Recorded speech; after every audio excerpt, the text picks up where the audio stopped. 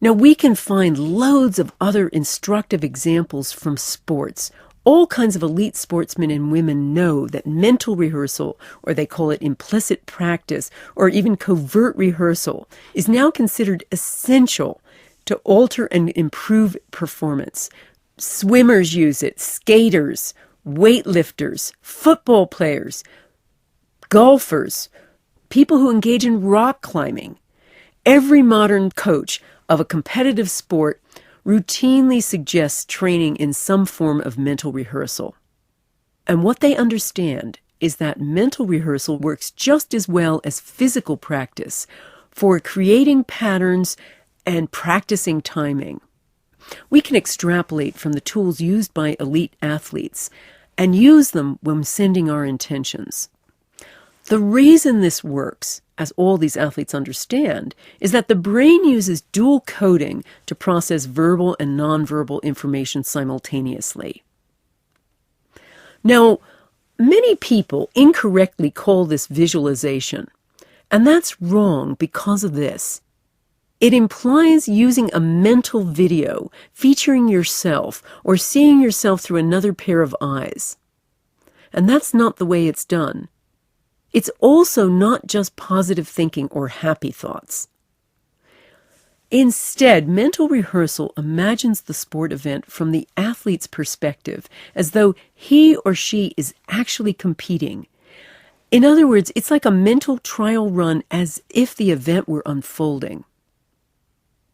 Athletes will forecast and rehearse every aspect of the situation and break it down into component parts. This is how Tracy Culkin picked up her third gold medal in the 1984 Olympics relay. Now, Culkin is one of the greatest swimmers America has ever produced. And in this particular swim, in the Olympics relay, swimmers are allowed a little leeway of 0.02 of a second of grace to leave their block before their teammate hits the touchpad. There's incredibly sensitive equipment that can now record this.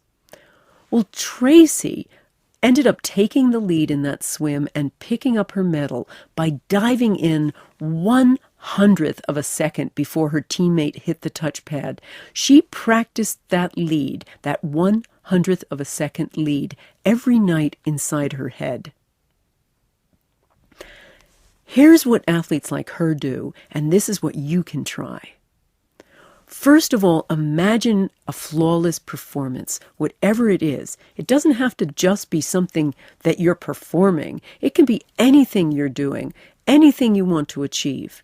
Imagine it happening flawlessly.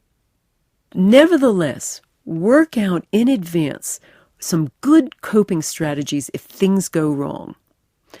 Athletes do this all the time, to imagine what they're going to do if they pull a muscle, if they get a strain, if an umpire sends them out, any kind of mishap or reversal, they've got a coping strategy for it.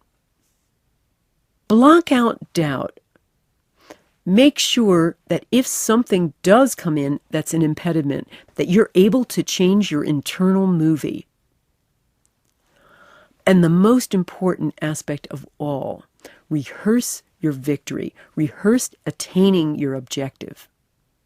Rehearse all of your own feelings, elation, emotional response to winning, the reaction of your loved ones, any medals you receive, the celebration afterward, if it's a match, the post-match celebration, any kind of residual rewards.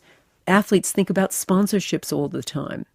They think about the crowd cheering for their performance alone. Imagine all your friends and family cheering for you. Imagine your intention coming to pass and what you're going to do with it when it does happen. And while you're doing all of this, engage all of your senses in your mental rehearsal.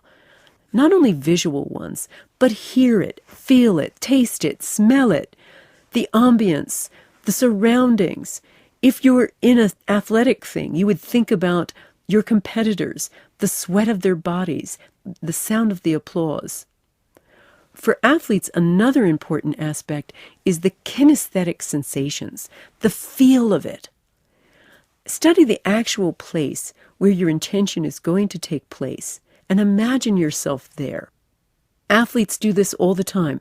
They study the actual setting where the sporting event's to take place, and they imagine themselves there, not at home while they're practicing their intention. Let's say you want to move someplace new, to a new town, say. Go there first. Study it. Study the different roads. Imagine yourself living there, working there, driving down the street. Rehearse in detail during your everyday activity. Rehearsing in detail is how Rocky Bleier, the former running back for the Pittsburgh Steelers, won the Super Bowl. He imagined and rehearsed every last play in his head, and at various moments during the day, when he was eating his cornflakes, last thing before going to bed, while he was sitting on the bench, he would imagine every play in minute detail over and over and over again, even during his everyday activity. And this is what you can do too. When you're planning an intention, rehearse it in detail, every step you're going to take to achieve it. The other interesting thing we can take from sports is that the techniques of intention depend on the sport. There are certain kinds of intentions for running sports, where you're imagining running, and other kinds, let's say for weightlifting, where you have to create a mental intention to psych yourself up to lift something impossibly heavy.